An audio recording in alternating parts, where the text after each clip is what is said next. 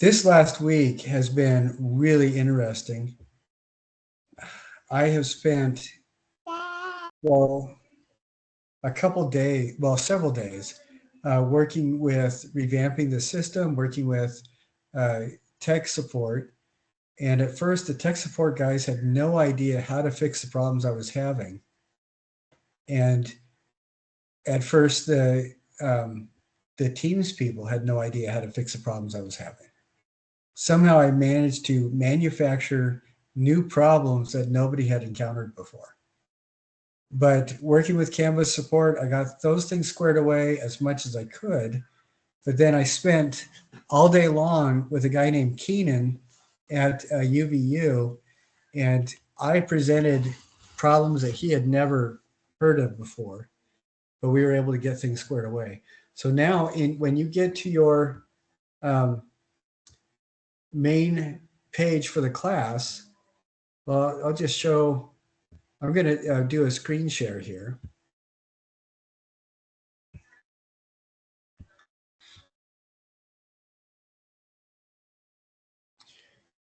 When we look over here, you see the home, syllabus, and Microsoft Teams meetings.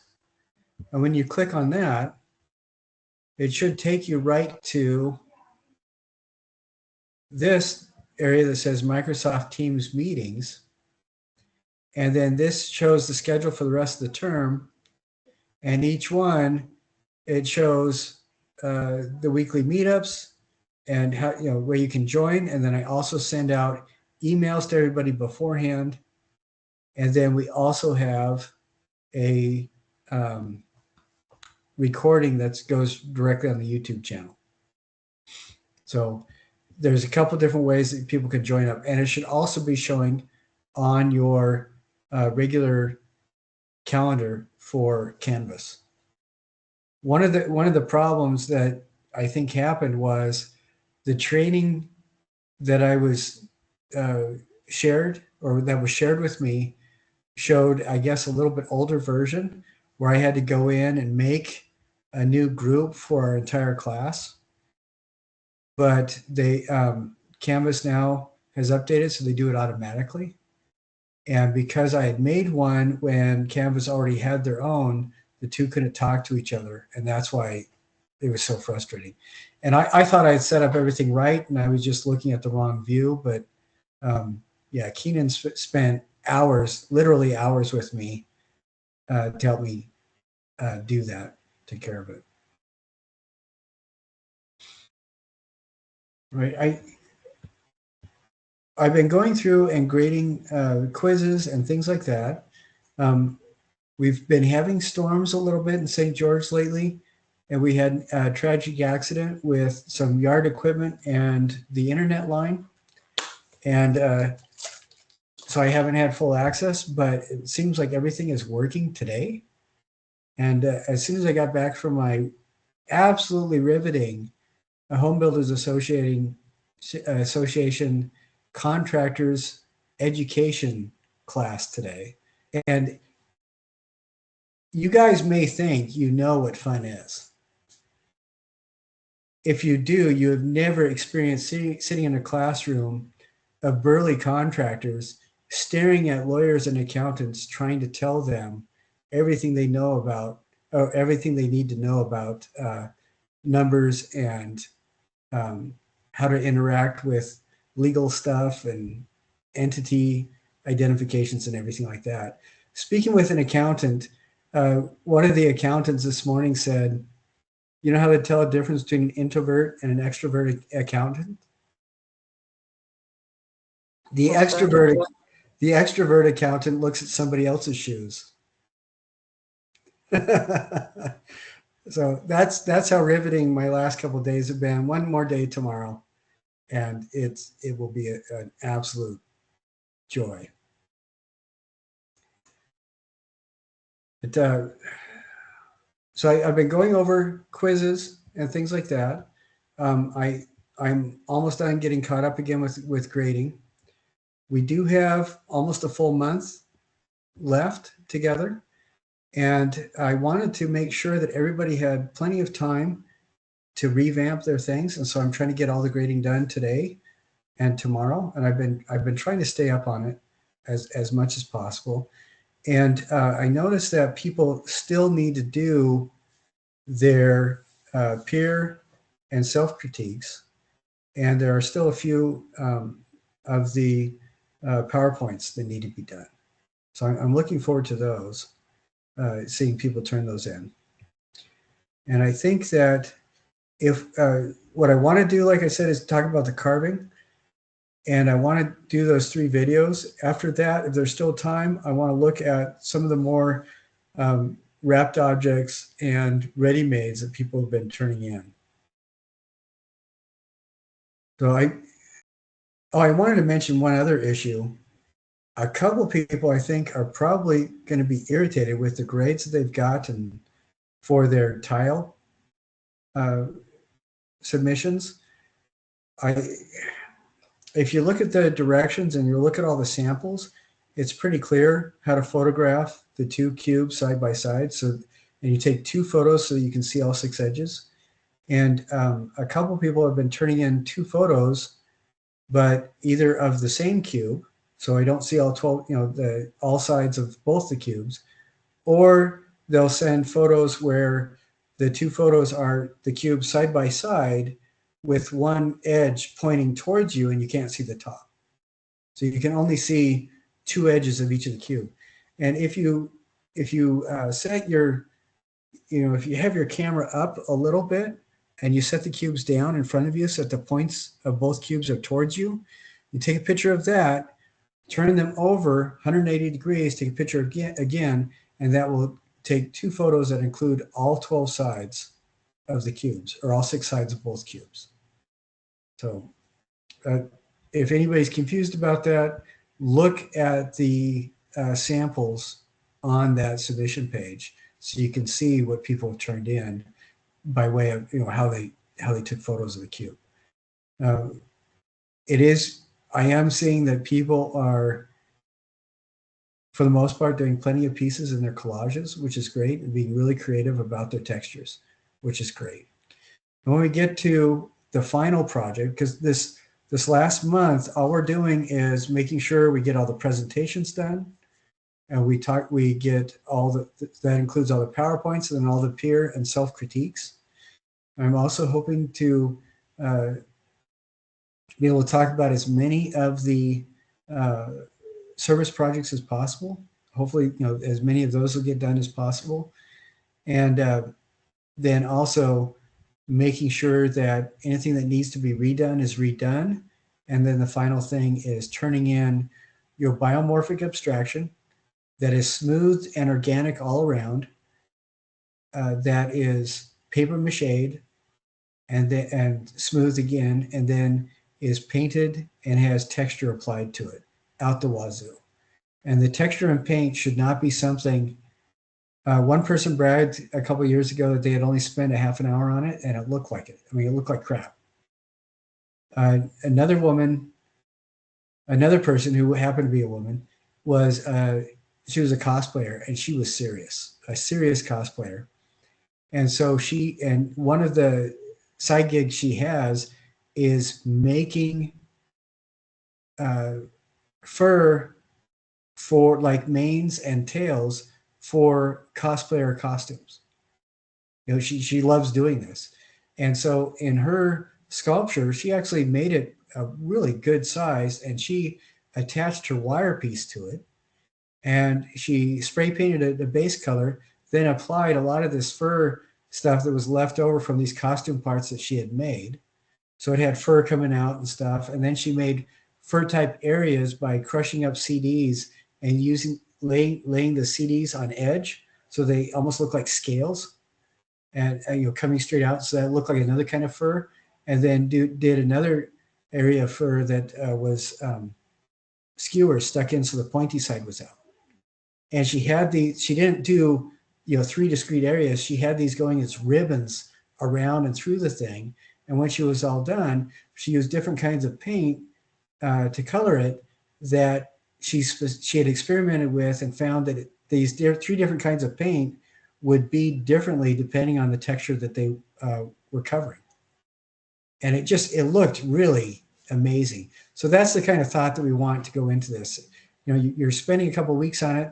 That means you do it until you think you're finished, step away from it, give yourself a couple of days, go back, work on it again and some more, step back, come back again. And if you do that 3 times and spend at least 12 to 15 hours on this, really packing a lot of stuff in, then you'll get to the point where you start understanding what the purpose of the assignment is.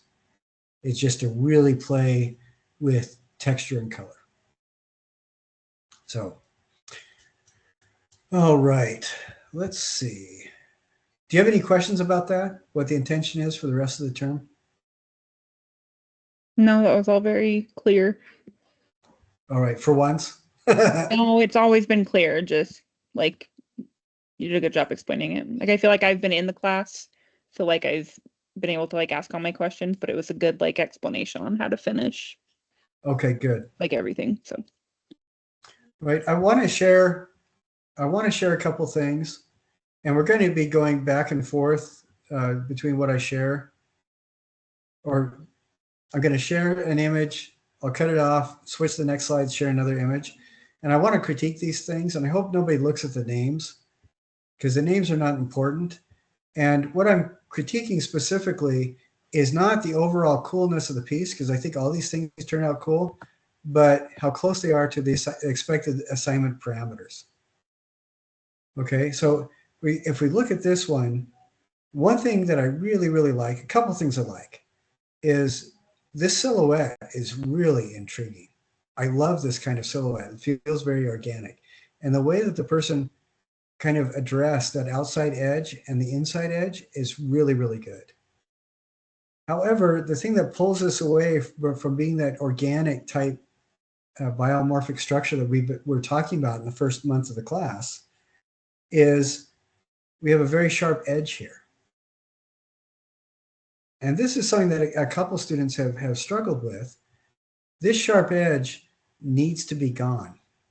Now, it doesn't mean that this needs to look like a total sausage, but like Whitley, you resolved this by going at it. You didn't do the exact same edge treatment all the way around. You varied it, but yours doesn't look like you just cut a silhouette out through the block anymore. You know, you went through it, you addressed that.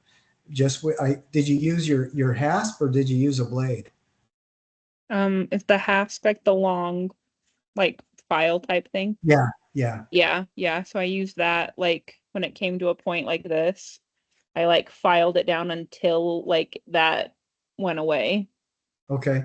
And then I went over with the sandpaper. So it just took me kind of getting aggressive with it to kind of figure out what I was supposed to be doing. All right. Yeah. It looked, when you got done dealing with that, it looked a lot better. It felt organic. It felt, right now, the piece that I just showed, it feels like it's almost there. And even if you're one of the people that have already started covering it with paper mache, you can use that hasp to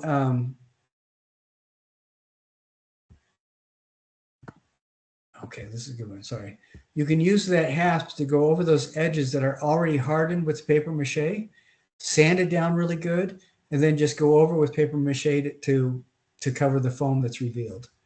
And a lot of the times it takes being aggressive, but it doesn't take an awful lot of time.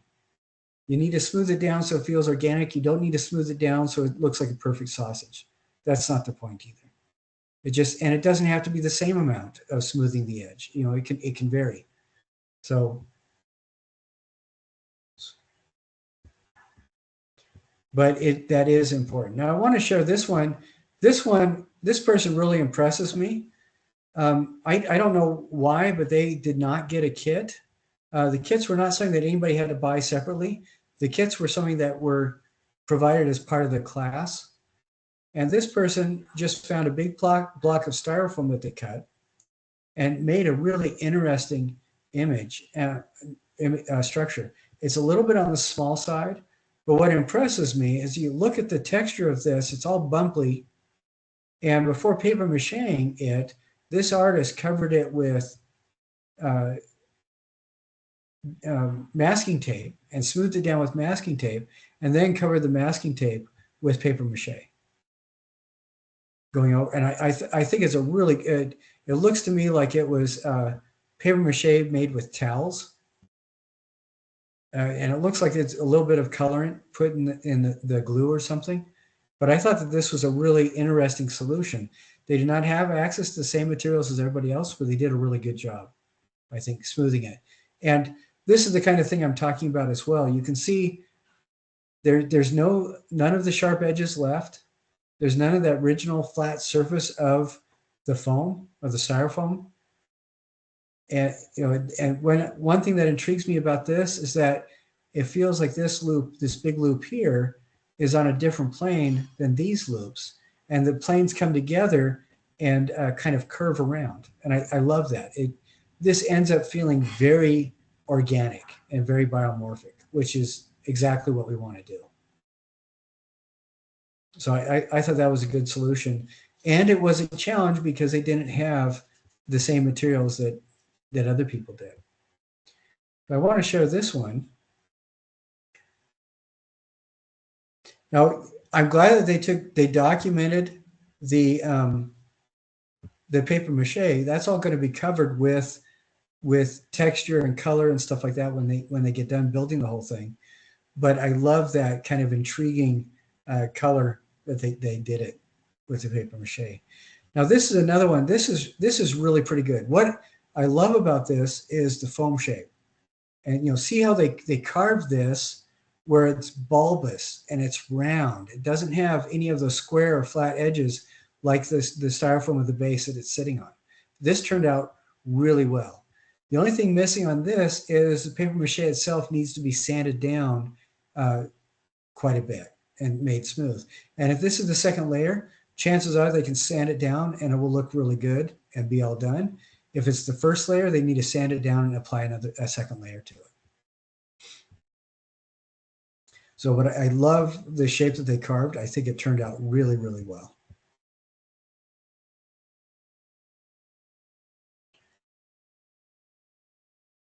So this one, this is kind of intriguing to me. I'm going to bounce back to this a couple times. This person did that same kind of thing on that green one, where they changed the plane. You have the plane on this part of it feels almost horizontal, and the plane on this part feels almost vertical. But you can really see how they sanded down all those surfaces and sharp edges and stuff like on this. Now this is a little bit sharp, but it's intriguing because it changes angle, and by the time that they were done, it ended up being really smooth and feeling organic like the rest of this. And you don't see any of the sharpness like this on that original foam. One challenge that this person had is you see these areas here and here and here and here where the foam kind of crumbled a bit as they were carving it. That is something to watch out for, and you need to get those as smooth as you can. But this was as smooth as they were able to get it. And I want to show you what they were able to do when they did their paper mache. And I think you'll be intrigued by this because all those areas, this isn't exactly the same view, but they had those areas like through here, right here, and some other stuff. But you can see how they smoothed that all out. And they were able to take care of some of those sharp edges that we saw by smoothing it, by applying extra goo when they were doing the paper mache. They sanded down the first layer. The second layer is really smooth. It looks finished and nice. And I think that this turned out really well. But yeah, I think you can see, and Whitley, I'm talking to everybody because you saw this, very quickly. But I think everybody else can see how this feels organic and biomorphic now. How it feels smooth, like something like a bone might, or a tooth, or like some weird growth in the ocean or something like that, or a succulent leaf or something. you don't have the sharp mechanical edges left when you just let the foam show its edge. So I thought that was a really good, well done solution too. What did you think about that piece that we just saw, Whitley?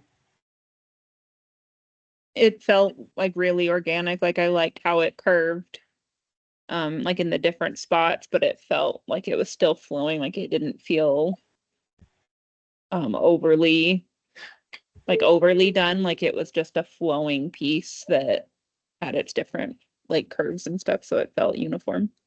Yeah, yeah. I thought the same. Excellent. Now we look at this one. This is the before version, before they applied the paper mache. This one, there is some of this flat area here and here that's on the original foam, but it looks to me like there's a good chance it might be okay on because it looks like it's been smoothed pretty well. And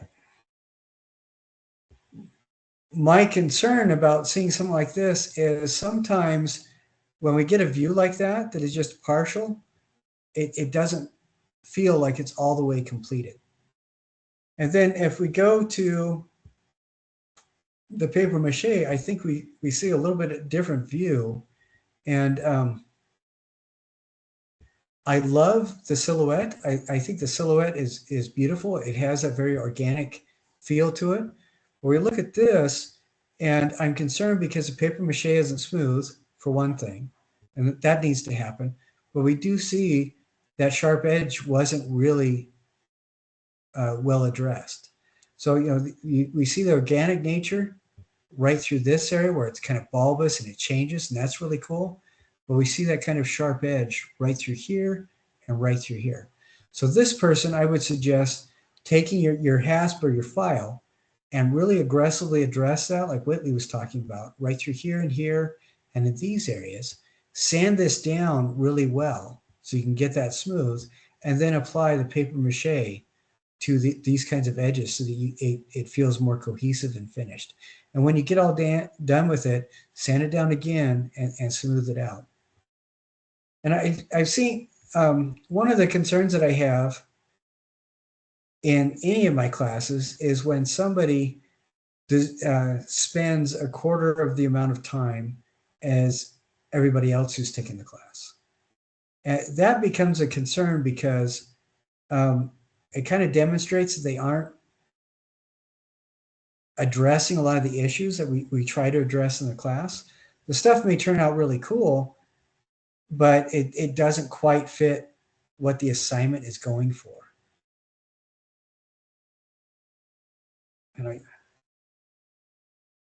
And that's one of the problems that I have with grading for this class, because I'm not grading capability. All of you guys are professional artists. All of you guys are capable. What I'm grading is how well the parameters of the assignment are addressed. Like, this is one where I think the person is doing really pretty well. There are a couple of concerns for me. One is that the photo is on its side and we don't see the whole thing. So I would suggest them retaking the photo. But one of the things I see is that there's a lot of texture remaining with paper mache. Like you see this is obviously not smooth. There's ragged areas. And the other thing is we do have those sharp edges right here. And again, on this one, this person did a really good job at making something very delicate. I don't know if you can tell, but this is a very thin ribbon. And I think that doing paper mache before finishing the carving is probably a really smart idea, because it's not a very strong shape. But what I would recommend now is that the person go with their file and go over these harsh corners and smooth them down a lot. And as much as they can on these interior ones, very definitely on these exterior ones. Smooth them down, make it feel more organic, be very, very careful so that nothing's broken or snapped, and then sand the paper mache and just very carefully go over and paper mache the whole thing again. Maybe, and I don't even think they need to do the whole thing again, just the areas where they sanded down and revealed the foam needs to be paper mache again. and that'll probably be just fine. And then after that dries, go back and everything again, so you can get rid of a lot of these jaggedy areas. And then I think that would work out really well. So I hope you guys can see my dilemma in grading, because there's all these beautiful forms that you guys are making, and the only reason a lot of people are missing points is that they don't hit the points of the assignment. And I want to,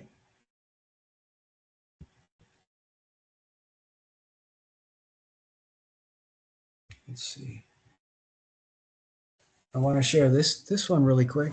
I really love this one. I think this is a really nice solution to the whole thing. I love that. You can see that there's some harsh edges, harsh areas where the foam was kind of peeling and stuff like that. And I want to, we're going to stop sharing. I'm going to go to the Paper Mache image and share again. Yeah, some of these things are a little bit wonky. Okay, by things I mean Canvas commands. And I want you to look at this. I really enjoy how this shape is turning out. It looks kind of like a fantastic seed pod. What I would recommend with this person before they start coloring and painting and applying texture is there are some areas that need to be sanded down and smooth, like some of these wrinkles and right through here. But overall, I think that this is a beautiful shape. One thing I like about it is that the way that they carved it makes it feel like this is almost twisting a little bit. Do you read that as well, Whitley? Yeah, it definitely gave off like a soft serve, like ice cream, like how it twists. Yeah. Yeah. And I like how they were able to use paper mache to fill in some of those areas that the foam just pulled away. So that I think that was really well addressed.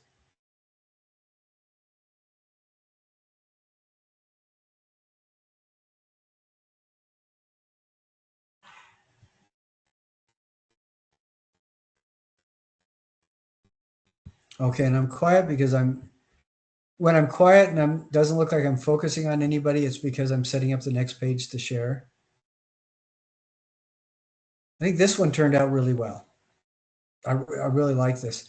This person, when I first saw their carving, I asked them to readdress some areas, and they did. They worked at it a little bit. They smoothed it out, and I love this because this feels like it's not. Doesn't even start with the same shape as that block that everybody got. I love how they carved away areas of this. This feels like a ball that kind of at the tip of it joins and forms into this fan-like shape. And then the edge of this fan curls up and around just like some sort of fleshy plant you'd see in the ocean. And I think it turned out really well. But you can see that they also sanded the paper mache down. Like some of these areas, you can really see that they sanded it down and made the whole thing very smooth. And I thought that was a really nice way of addressing it. Really solid craftsmanship on the assignment.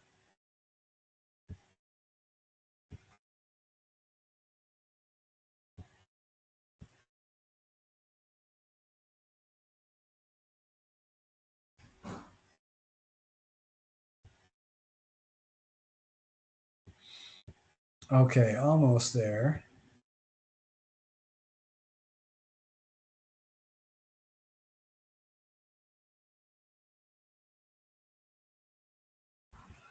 All right. Oops. Sorry. Then here's the last one I wanted to look at. I think this has that kind of that organic feel where you have that organic thing going on, where you have these smooth edges, but it doesn't feel like a sausage. The only thing that I would suggest for this is there's some areas like this, right up through here and here. This does need to be smooth before it's painted and texture is applied. So I would recommend to this person just using the sandpaper and smoothing that down. I don't think they need to apply any more paper mache to it. But you see these edges, these little rough edges that come up. This thing does need to be smooth, and that's always I would suggest for them. Just go through and smooth those edges down, and I think it'll work just fine. All right. Does that feel like a really solid kind of visit to this paper mache type of thing before we go after the texture and color? Yeah, I think that was good. Okay, good. I've been going over quizzes and things like that, and one thing that I'm very happy with is several people, when they notice that they're missing a couple of points on the quiz, have resubmitted the quiz and have gotten better scores. It's very rare that somebody and I actually have had this happen in a class where somebody has resubmitted a quiz with a worse score than they first got. That was, I don't know how that happened.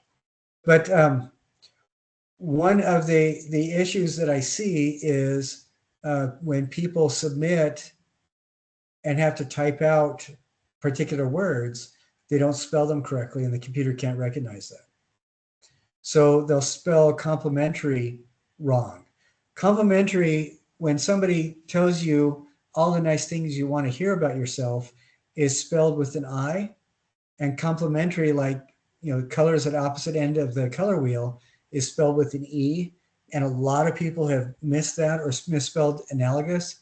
And when I go through the quiz and grade, I will, every time I see like trompe l'oeil or anything like that misspelled, I'll give the point. So don't worry about that. But if I would say double check anyway and make sure after your quizzes are graded that I've given you those points. And then the rest of it, it's usually just 1 or 2 or 3 points that people are missing because like one of the questions is who's Roy G. Biv? And and somebody will say the colors of the rainbow. Well, that's fine, but what are the colors of the rainbow? And if there's and if I say just list them out, you can do that as a comment to the assignment and then email me. That is still something that the Canvas guys don't understand why it's not working for me, because I should be getting notices as to whether people are commenting and I'm not. So, if that's something where I need to go back, give you more points on any of the discussion groups or anything like that, email me as soon as you can so I can take care of that. But if it's a short answer like that, add it to the comments, email me, and then I can change it and you'll get more points on your quizzes. And then sometimes too, the answers are just completely wrong. Like I've said that each of the quizzes has a ringer question or two. One of them is, what is the shortest definition of a line? Do you remember what that is out of the textbook? It's a mark that is longer than it is wide. Yeah, okay. And that's it. What's it from math? Do you remember? The space between 2 points. Yeah, but that's not the right answer for the quiz because it's out of the textbook. That for that quiz, that was the most missed question. And I can always tell when somebody is referencing the textbook and when they're not, by which questions they miss. So I wanted to make a couple mentions about the fastest way to get more points in the class is, one, go through and submit all your assignments you haven't submitted yet. There are several people that are still plugging away. Just submit those assignments and I will grade them when they show up. Now that most of the technical issues are resolved, I can take care of stuff like that sooner. Another issue is if you're missing points for like attendance, or like a couple people just turned in 3 observations on their attendance thing and you need 5, just watch that thing and turn in those points. That's another way to increase your score. And then the third way is look at your assignments, whether they're quizzes, write-ups, anything, and whatever points you're missing, address that, redo the assignment, and resubmit it. If you have to resubmit a photo or additional photos, make sure that you resubmit all the photos at the same time, because Canvas does overwrite each all previous assignments, which would have with whichever new thing you submit. So if you have 4 photos and you're supposed to have 5, don't submit 1, submit all 5. When you resubmit, and then that'll take care of it. And I do want to compliment people. Several people that were submitting PowerPoint presentations and stuff like that submitted the wrong kind of file type, and my computer doesn't open it. Canvas doesn't recognize it. So I put down a 0 and said, hey, let me know as soon as you resubmit with one of these 3 file types. And usually the person did that within 6 to 8 hours and resubmit. And that was excellent. Another really good thing that I'm very happy to see is with the annotated bibliography, all the comments I made, like somebody would do a really good one, but miss paragraphs and correct formatting on the citation and stuff like that. But then I write down what was needed, and they'd turn it in a couple hours later or the next day, and it would be perfect. That's what I love when students see that, instead of spouting off a letter to the dean about how nasty I am as a teacher, or swearing at me in an all caps email, which both of those things have happened. I really appreciate it when you guys realize, well, wait a sec, he's right, or this is what the assignment actually is, and I submitted the wrong thing, and you turn it in, and it's beautiful. So I love that. That's, like I said, the thing I hate about grading is each of you are artists, and I love your work, but the grade is indicative with adherence to the parameters of the assignment, not how awesome you are as a person. So please don't get offended, and let me know when you resubmit stuff if I miss it. Okay? All right. Now, I am going to queue up a couple things. I want to queue up a critique.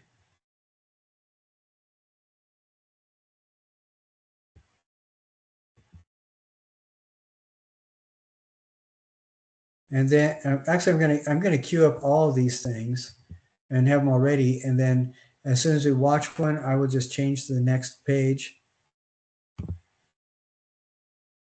and we will see it. But it will take me just a second here. Go.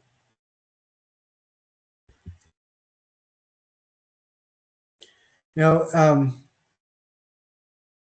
the what peer critique that we'll see will be familiar to you, Whitley. But when we talk about it, please pretend that you've never seen it before. All right? Okay, here we go.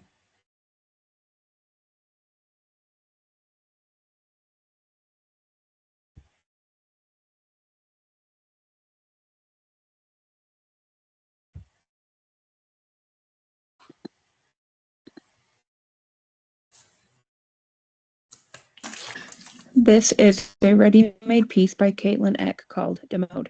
It is a black and white photograph of what appears to be a latex balloon inside of a home, facing a reflective mirror. It is on a plush-like surface. We see other common household items such as a lamp, a doorway, shoes, and picture frames at varying angles. The artist has chosen black and white to emphasize the texture of the items in the picture. We also see high contrast between the smooth, curved surface of the balloon and the bumpy carpet and sharply angled mirror frame. The mirror provides a dual focal point for the balloon, creating visual appeal and interest. This piece is conceptual and takes everyday objects and gives them a dramatic story and sense of purpose. The use of black and white adds to the heaviness felt in the image. It gives me the sense of finally being able to unwind after a long day or just feeling so defeated you stare off into a mirror. Caitlin did an excellent job at taking normally mundane objects and elevates them into a singular image that creates a well-balanced and visually stimulating photograph that provides viewers with a universal feeling.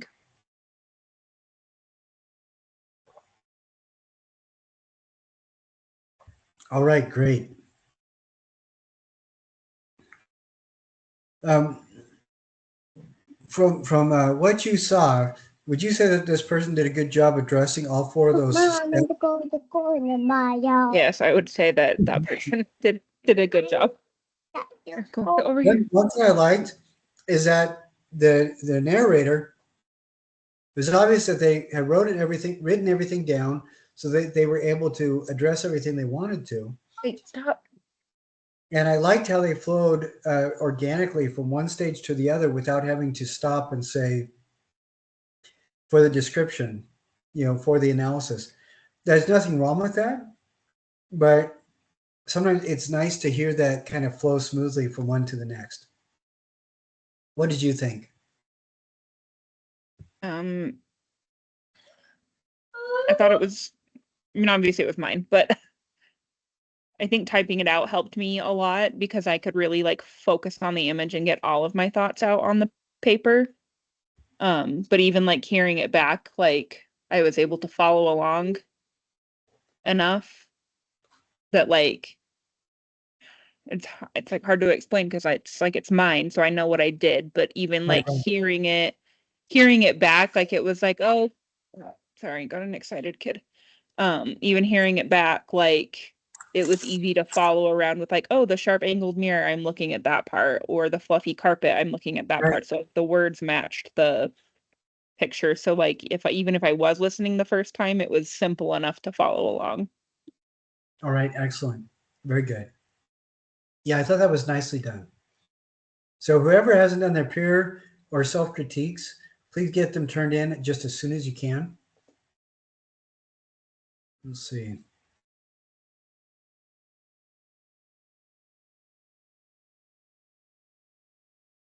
They are due August 2nd, so I think you will still get extra credit.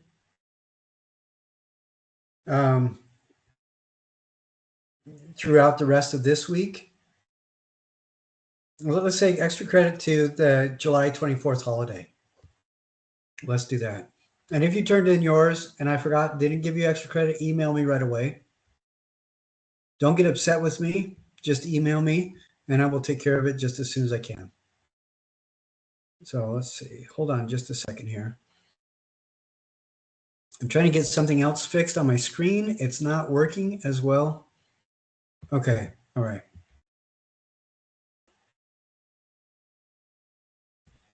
So here we go. Yeah, I agree, Whitley. I really like that because it was obvious what the narrator was talking about. So nicely done. Okay, now this is switching gears quite a bit. Now we're looking at a PowerPoint. This is by Camden on one of my favorite artists, James Turrell. That's not really fair to say because all of these artists that I have listed for you guys are among my favorites. But there are some that really stand out. I think one of the reasons why I appreciate James Turrell is when I went to University of Oregon on a visit a while back, I got to see one of his original pieces in the museum. And I was so entranced by it, I didn't realize I was getting closer and closer to it until the alarm system went off and museum security came out to harass me. What are you doing? And I did it. Then they stopped because they saw how shocked and baffled I was and realized that I was just, a confused older man. So they left me alone. All right. So you ready for this one? Today I'm doing a presentation on James Turrell. Now, James is an artist who some of you have probably seen his work before, but you probably have never actually experienced it. And that's what it is. It's more of an experience rather than an actual, thing you can physically hold. And that's because James works with light and perception. Now, James was born in 1943 in Los Angeles, He's considered a pioneer artist for his works in the field of light and space. After college and after getting his pilot's license at the age of 16, Turl decided he wanted to pursue art. He was fascinated with the interplay of light and space and the views that he had seen while he was flying outside of his window. He wanted to show the world what he saw from that high up. His work often involves transforming ordinary spaces into places of contemplation and revelation through carefully controlled light and carefully controlled color. He sets the mood very particularly. He's so world renowned that he even got a Presidential Medal of Honor from President Barack Obama. That's not something many artists tend to get. Now, what is a skyscape? Turl is known best for his 80-plus skyscapes that he's created, but what are those? Skyscapes are essentially windows, like he would see whenever he flew in the sky. They're windows where an artist can frame the sky, they can frame just like a window, and invite us to experience it how they want us to and in our own personal ways. It changes our perception of the spaces and sky around us, and even these letters that I've made right here, these are all skyscapes. You're viewing each individual one as I intended to. They're not 3D forms, but they're just small windows. Now, he does have a lot of skyscapes, but there's 4 that I consider to be his most important. This is the first example. This is Meeting, made in 1986. This is a 4 feet by 4 feet hole in the ceiling, which is made by concrete. They had to literally jackhammer it out of the ceiling. The only object in the room is LEDs and benches. You have to look up, and it's just a frame of the sky. It's currently inside the MoMA in New York. Actually, several of his work is in New York at the moment. Sorry. His next work I wanted to cover is the Twilight Epiphany. The Twilight Epiphany is located in Texas at Rice University, and there are daily schedules that you can come in and you can see the sky through this hole. Now, it might look similar, but it's not the same hole in Meeting. This one is 2 stories, can fit about 100 people in it, and there's each different level has different light, different context that you can view his work from. There's schedules for sunrise and sunset. The next work that I want to cover is Afram Proto. This is one of the works that actually defined his career. At first, it looks like a tangible square that you could reach out and touch, but the more you look at it, the more you realize this is a hole in the wall. You can view it from any angle, and it gives off the illusion of a just bright, floating square. And this is also a sky space. Rather than viewing the actual sky, though, you're viewing artificial colors or LEDs that he's intending you to see, rather than the sky changing around and just showing one visible angle. And the last work I wanted to show is the 10 Rain. I'm not sure if I'm saying that right. This is also an artificial skyscape. This is located inside the Guggenheim in New York City. There are hidden LED lights that change the atmosphere of the room. It could be orange, purple, red, blue, white even. And these are a bunch of little rings. All the LED lights are hidden, and it fills the entire room. Similar to the Afram Proto, it's also a sky space, just not viewing the literal sky. It doesn't take the concept quite so literally. Now, here's where you can view Turl's work currently. In New York City, 3 of the works that I mentioned are all sitting there. In Texas, at the Rice University, there's the Twilight Epiphany, but there's also a James Turl Museum located in Bodega Colony in Argentina. This has 9 dedicated works that you can view. And over his career, he's just exhibited all around the world. And yeah, that's all I have to say. Thank you for listening. Most people. Sorry about that. All right. What did you think about that? I thought it was really, really good. The only thing that kind of bothered me was the background sound, but that was not the problem. That was not a problem of the person who presented it all. It was just an artifact. So I'm sorry that that was a little bit frustrating. There are a couple of things that I really liked about this. One is this person did not do the PowerPoint video recording like you're supposed to do. That's supposed to be really easy. I can't get that to work either. It's really frustrating. This person did a Teams call with themselves and recorded it, and they did a screen share sharing their PowerPoint. And I thought they did beautifully. I thought that was really, really, really well done. The photos that they picked for James Turrell's works were really very nice. They were showing up really nicely. I thought that was beautiful. And the way they spoke about it, it shows that they really enjoyed what they had to see. And, you know, there's a kind of excitement about the work that it's really hard to fake unless you're a tremendously wonderful and amazing actor. So I really appreciated those things. What did you think about the presentation? I thought it was really cool how he used the word skyscapes to like explain what it was. Like he created his own version of it in that. Like I felt like that was a nice touch to it. Because it kind of showed a different way to look at Right. what we were looking at. Like it explained it in like a more simple way so that we could then understand the rest of the pieces. Yes, I really like that. And the key to that, I think, was that quote that he shared when he was talking about the skyscapes to kind of help explain that term. And I really liked when the quote said, I sculpt with perception. You know, that's my medium. I thought that was really cool. So yeah, I thought that was really well done. So we're going to do the next one.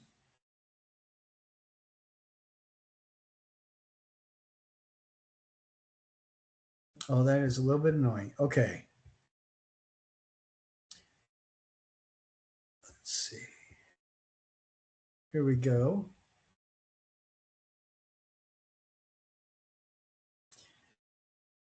Okay. Now this is on Deborah Butterfield. She's known as the horse sculptor, I think. But this is another person. Sadie also made a meeting, and you see she did a Microsoft Teams meeting, recorded that, and I think it's a great solution to the problem. My name is CD Rich, and here's my artist presentation on Deborah Butterfield. First off, I just want to give a little intro to Deborah Butterfield. One of my citations is a YouTube video of her just going through the timeline of her life and her career, and she gives a lot of really cool information about her background and what started her on this path. So first and foremost, Deborah Butterfield works with equine subjects made from a variety of materials, but most commonly driftwood, bronze, and scrap metal. She constructs her sculptures without sketches or maquettes and creates three-dimensional works that seem to have emotion and feeling. Butterfield uses the form of a horse as a metaphor for herself. In this citation, she's presenting a timeline of her works, and she mentions that she was born on the day of the Kentucky Derby.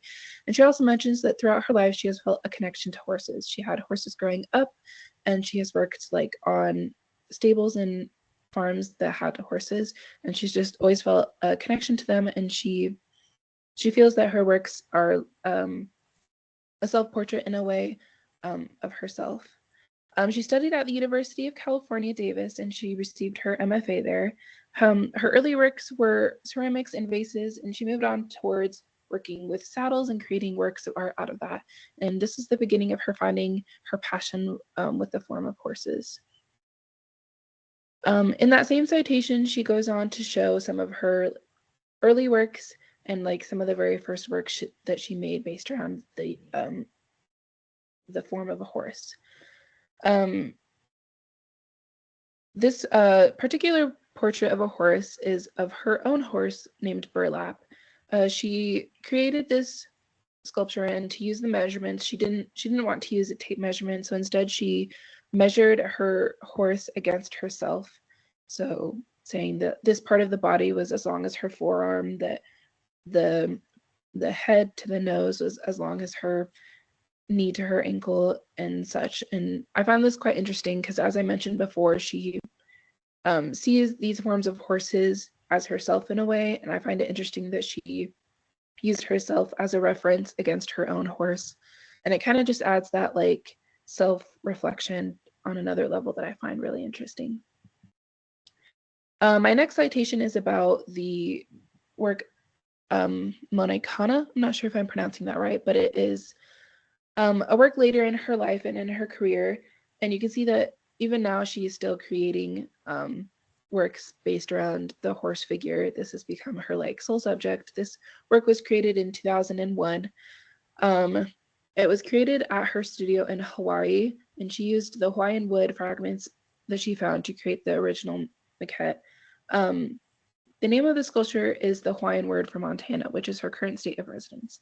I find this piece interesting to see how she is expressing the two places she calls home in the single piece. The use of the Hawaiian wood and the Hawaiian language for the title reflect the time and experience at her studio there, but the translation of the sculpture's name reflects her home state of Montana and nods to her roots and her experiences there. My next citation focuses on this portrait of her husband, John Buck. Most of Butterfield's sculptures are an extension of herself, and one could make an argument that this one is as well. Spouses are often seen as a part of each other or their other half, and it only seems right that Butterfield would consider her partner in life in the same way as she considers herself. The sculpture differs from a lot of her other ones because instead of using driftwood and bronze, she's using scrap metal that she has found to create this sculpture. I find the meaning behind this one really interesting as it strays a little bit from herself, which she has done a lot of works on, and it starts to reach out more towards her family. And we can see through this and other sculptures about how she continues reaching out and creating works that aren't just about herself, but about like the world around her and the experience that we all have. So that leads me into this next one, which is called The Three Sorrows. Butterfield collected remnants from the devastating 2011 earthquake in Japan. The earthquake that triggered a tsunami that led to a nuclear disaster in Fukushima. The piece discusses the tragedy and loss that came from the 2011 earthquake in Japan. Butterfield uses her works to convey genuine feelings of humanity and existence here on Earth. The scraps of trash strewn around the horse that are used to create the horse helps to emphasize the experience of the earthquake and the ruin that was left in its wake. The somber pose of the horse reflects the heartache and the emotion of the people that were affected by it. I really like this piece as it goes just beyond Deborah Butterfield as a subject herself, and it starts to reach more towards universal feelings and universal emotions and experiences. And I can remember when this earthquake happened and just seeing the ruin that was left and the heartache and the experiences that those people in Japan felt and lived through. And I find it really moving to see this piece created in her like interpretation of that.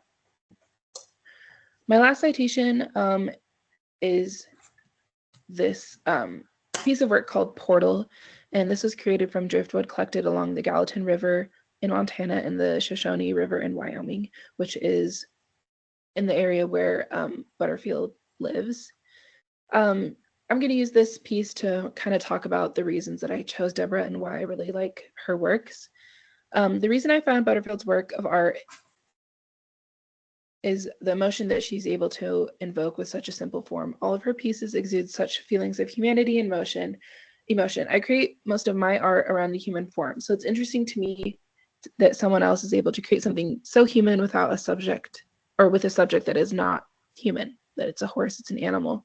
I love the human figure, and I love how that can convey emotion and human experience that we all feel every day. And I thought it was really interesting how Deborah Butterfield can create those same emotions and feelings in her audience, but with a different subject and with a subject that at first thought isn't really human.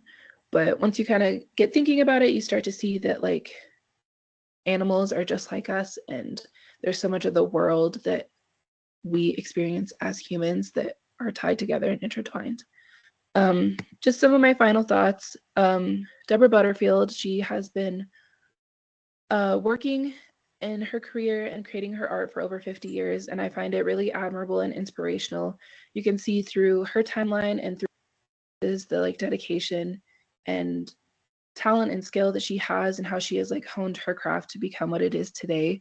And not only has she like sold pieces to like noteworthy people, but she's also been featured in lots of museums and galleries. And I find it really inspirational to see how hard she has worked and what she's able to achieve through that.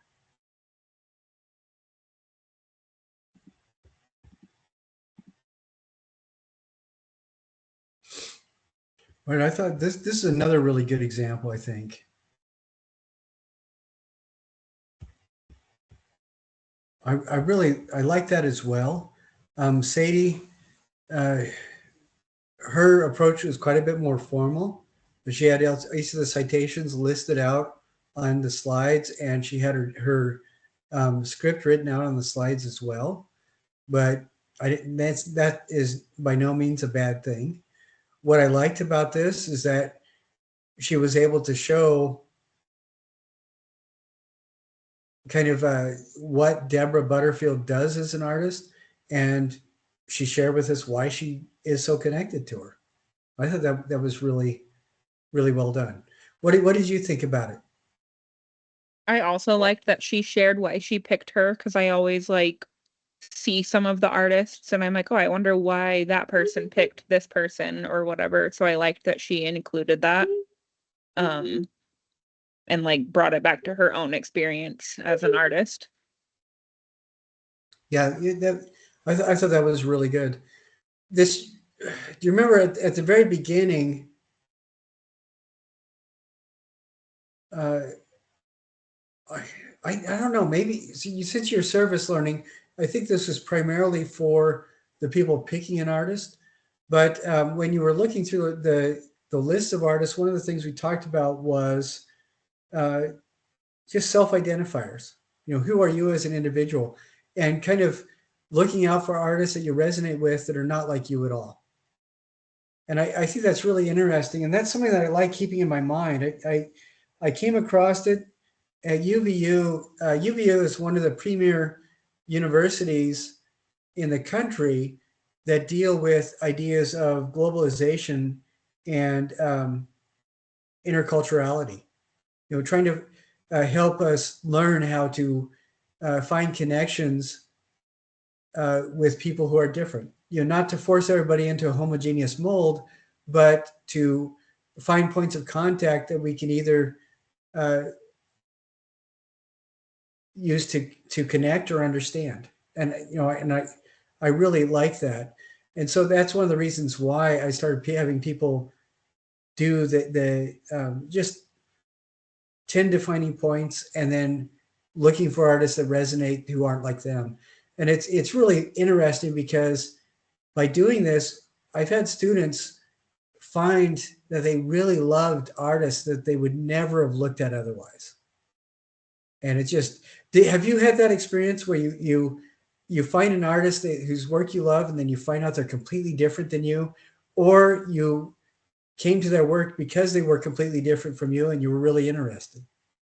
Yeah, I don't remember her name, but she did the lick and lather piece. Like, so she did Oh her yeah. self-portrait in like chocolate and soap. I actually bought a candle today that looked like a bust portrait, but it's a candle, but I bought it because it reminded me of that. So I find myself like looking for things that are more inspiring because of that artist. So like I saw it and I was like, oh my gosh, that looks exactly like this sculpture. So it was like a way for me to bring a little piece of that like into my home in a way, even though it's a candle. Like that's when I saw it, that's where my mind immediately went. So I'm like making connections now, like when I'm out, That's just really out doing things. So well. And the thing that's frustrating to me right now is you said I don't remember her name, and now I can't remember. I knew the name when you started describing, but now it's blocked. I can't. I know exactly who you're talking about, but that's really kind of funny. All of us have tchotchkes, you know, little knickknacks in our house, and what I what makes those worthwhile is when they are connected to specific memories or ideas or things that we really I just treasure looked it within up. It's ourselves. Janine Antony. Yeah, Anthony. Yeah, yeah, yeah. Yeah, to look it up. I love her stuff. Her stuff is amazing. And there's things like I will see a particular blanket, and it reminds me of Ella Tsui, and I can't help it. You know, or I'll see. Oh, I want to say Harris, the guy who did the subway, the stick figures in the subway. What's it? Is it Richard Harrison? I can't remember, but everybody knows who he is. But there's another artist that I love whose name is Victor Akpuk that does the same thing, but he uses an ancient Nigerian language to do the same. He's from Africa, and he does the same kind of style. And so when I see anything that's in that kind of style, I'm reminded of both those artists that are not very much like me themselves, but I love their work. You know, and I love seeing the kinds of things that they did and do. And yeah, and there's if I get an antique for a sculpture, usually I get the antique not because it's an antique, but it reminds me I I like it because it looks worn. I imagine all these ghosts around it, and there's all these connections that I have with it. And you know, like when you bought the candle that's a bust, you didn't get it because it's a candle. Who cares? That's not why you got it. No, I'm not lighting the candle at all. Like it's literally because it looked like her sculpture. Yeah, so exactly. And I think that's fascinating because then it means something completely new and different. And it's unique to you and your family.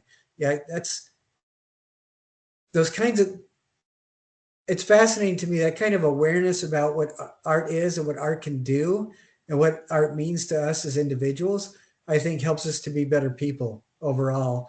But it does, at the very least, it makes the world quite a bit more interesting, for sure. Well, that is all that I wanted to cover right now today. Next week, I want to go over the wrapped objects and conceptual pieces more and talk more about that and hopefully have more of the peer and self-critiques to share with people. Get those in as soon as you possibly can. I will stop the extra credit on those on July 24th. So let's see, what is 7 days from today? Is that the 25th? yes. That is the 25th. Okay. We might be traveling on that day. If we are, I will do this earlier and I may record it if I'm the only one, but I will find out and adjust the meeting time for that. I really appreciate everybody who attended on the July 4th week because I know that that's kind of a rough week. And then I appreciate ahead of time, everybody that will attend next week, which will probably just be you, Whitley. But one of the easiest ways to get more points in the class is to watch these videos and record the attendance. It's important to do that, and I would recommend doing that before you do the assignments for that week, simply because we go over, even though sometimes it's only a couple of people and myself, we go over the assignment, answer a lot of questions, and that does help resolve a lot of concerns that people might have before you even get started.